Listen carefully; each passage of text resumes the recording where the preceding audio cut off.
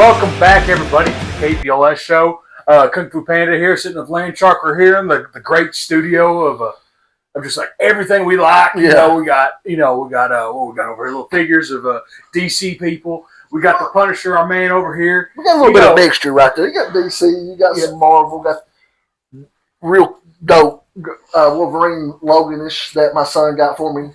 So yeah, we're back on home base for a second, taking a breath. Go back because we teased this earlier in the year of a great movie we were both anticipating to watch, and we can't have any of our movie reviews not sitting in the studio, baby. Right. We got to get back in the mindset. That's basically where we get a chance to get out of the weather, chill for a minute. Y'all want to see a decent, hopefully, compilation video of equipment of the week. Got a new crossbow, getting it ready.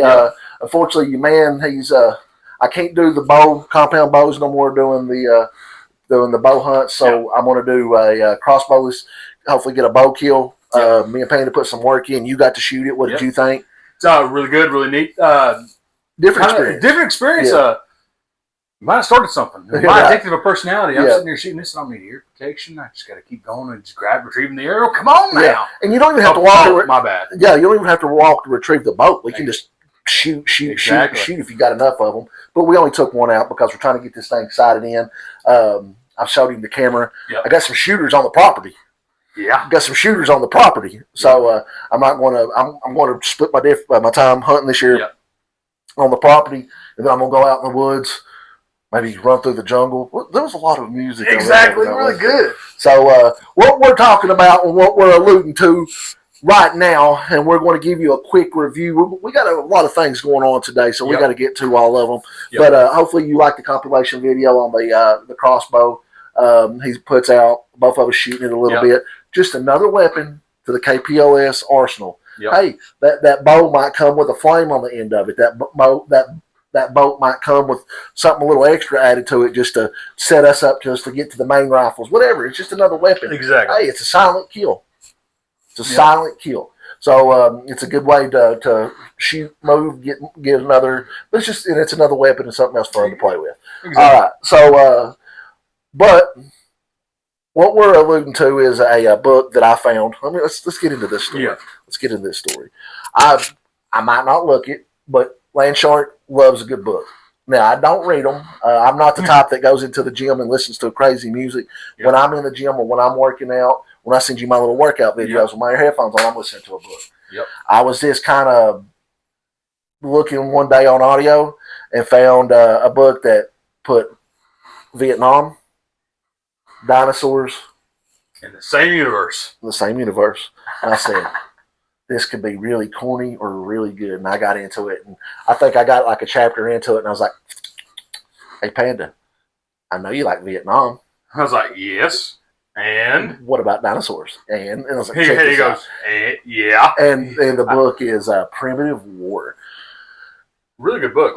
The book, I told my wife, was watching it, and I was like, listen, I get, because she used to, read the books back in the day, the Hunger Games, the Twilight series, and when they would come to the movie, she was like, this is this. I'm like, shut up and enjoy it. And I get it now, and I have to apologize 1,000 times over because the things that they couldn't put from the book into the movie, but it was still a very entertaining flick. Very good. Yeah, it had Jeremy Piven in it. Jason Stackhouse. That's what I was sitting there watching the stats. I was like, that's Jason Stackhouse? Yeah, and he played my favorite character. I was like, did you notice they didn't put the skull? The skull cap on him, like he wears a ski mask. Because in the book, spoilers a little bit for the book, he got his first mission with the Vulture Squad that he runs now in Vietnam. He got in a napalm strike. It was a friendly fire incident, and he got melted. And he became a morphine. He had to cope with the pain. Did to cope with the pain of it. Which is kind of a cool thing. They alluded to that a little bit. They did allude to it. And she's like, you know how it feels. And then they changed the Russian was a chick in this instead of a dude.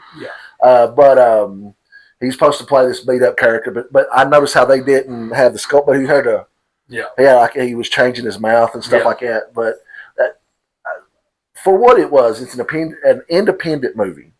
It gives you that like TV sci-fi channel movie vibes, low budget, but like it's a really good story. A good story, and listen, the filmography in it, the way good. that it was shot, the way that they took advantage of lighting. It's a dark movie now. Yep. And by dark, I mean the lighting in it is extremely dark.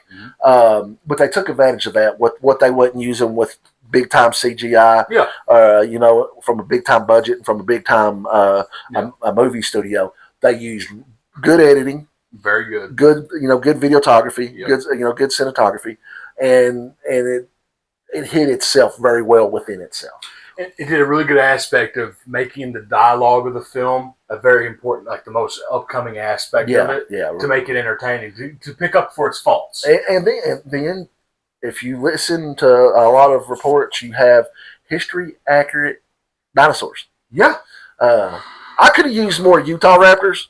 Oh yeah. But at the end, you get it. Like the ending is great. The ending is not a subpar ending at all. It's a very good. What the Russian chick say the whole time? It's like, I'm never wrong. I'm always right. Yeah. And she goes, only 8 Utah Raptors came out the portal. I think. I hope I'm not wrong. Yeah. And then there was like, what, 15? Yeah. No, there was more than that. Yeah, that was a lot, man. And it was very entertaining, man. A very, very good situation. I really enjoyed it for what it was. I've been waiting. Yes. You can only get it right now. They're not even going to do a hard copy on this unless they make a lot of money off streaming. This was opening weekend for it, and for it to be streamed in America. Yes. It done well overseas. It done well enough overseas for them to be able to pay for it to be done in America. And I'm glad. It was a good kickoff to spooky season for me. That's what I'm saying. I split the night between watching Monster the Again with Charlie Hunnam in it. And watching that, and I wasn't disappointed. Did you get at the long range reconnaissance? Yeah. Yeah, and then they used to having their beef with those SF pricks that they were talking about? Yeah. I was like, okay. And listen, the camo, what did you, and I'm sorry, I'm in my chair. My other chair that I usually match him with is bagged out right now. I've got all my hunting stuff in here, so it's got a couple of backpacks, a chest rig, and some arrows and whatever in it. So sorry about the rattling back and forth. I'll be all right. But, and I liked did you like the camo when it first showed the vultures, the way that they had their face painted in a certain? Oh, yeah. That was dope. I think that was pretty accurate. Yeah.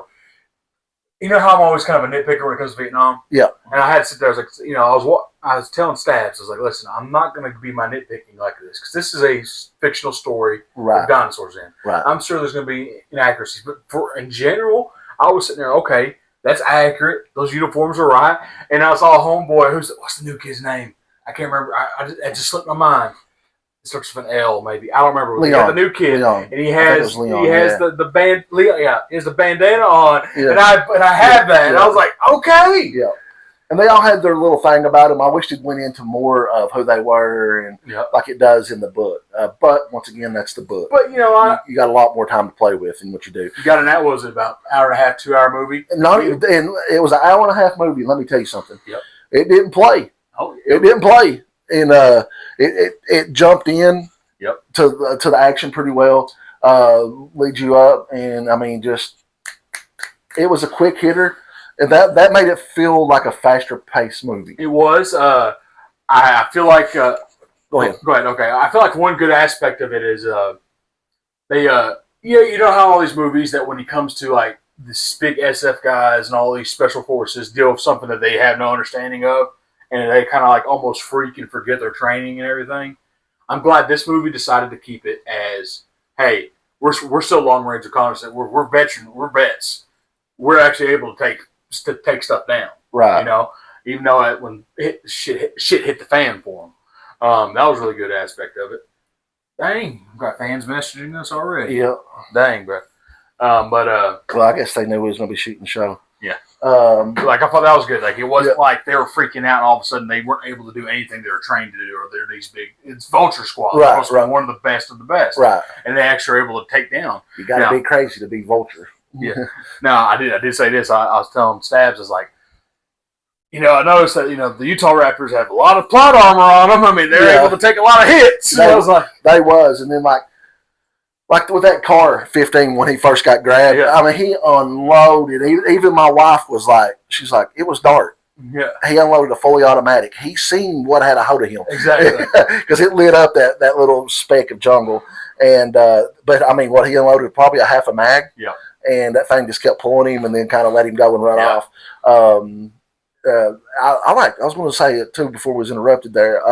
I like when it first showed Vulture Squad, like it did in the book. I mean, talk about pouring rain, then come through when Baker, which is played by Stackhouse, gets his kill, and sheaves his knife, and then slings the car and picks up the AK for an extra. I love that. I was like, okay, that's pretty cool. That was pretty slick. I've always liked that because it's what long range reconnaissance does. They save their own ammunition, they use the enemy's ammunition.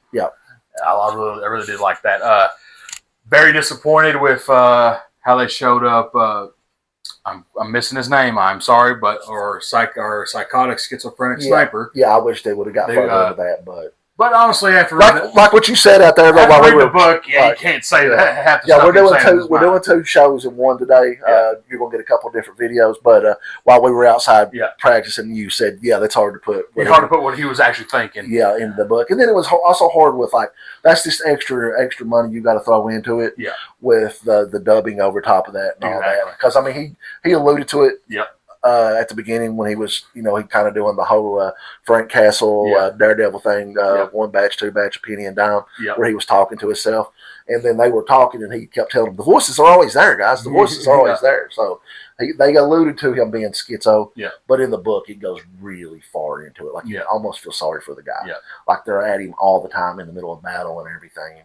But he's a dang good sniper though. Yeah, he was. He's a damn good sniper in the movie. But I think in general, though, I think he kept it up really. The characters are pretty much from the book. I was happy with that.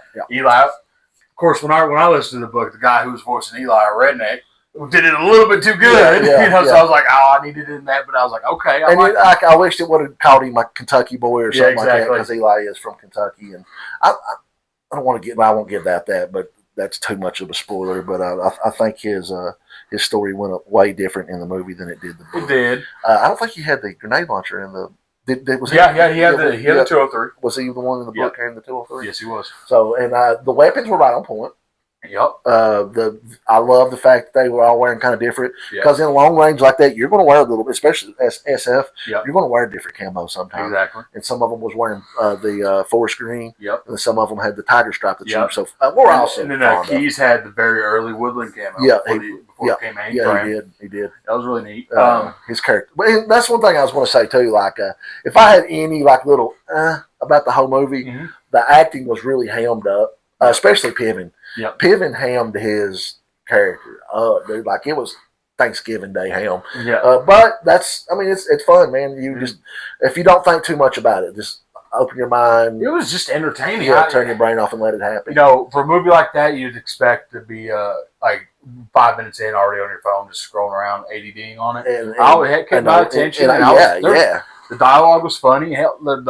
The bickering between Vulture Squad was hilarious. There's times in there where I'm sitting there busting out laughing. Because if you've been part of an army unit, a military unit rather, if you've been part of a team, a football team, basketball team, locker room banter just happens. Especially from our era, my era, we would hurt you. Like you had to have thick skin on and off the court, on and off the field, and then even in the military, I remember some of the guys going in while I was playing ball was just telling me it's almost the same thing. You know what I'm saying?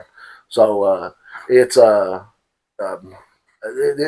of it, and they hammed it up with each other, and they showed a pretty, and even when one of them would die, like you seen it was kind of sincere, and the acting was pretty good. I will say this, and I got to bring this up, and it's going to be a major spoiler alert: the death of Keys. They made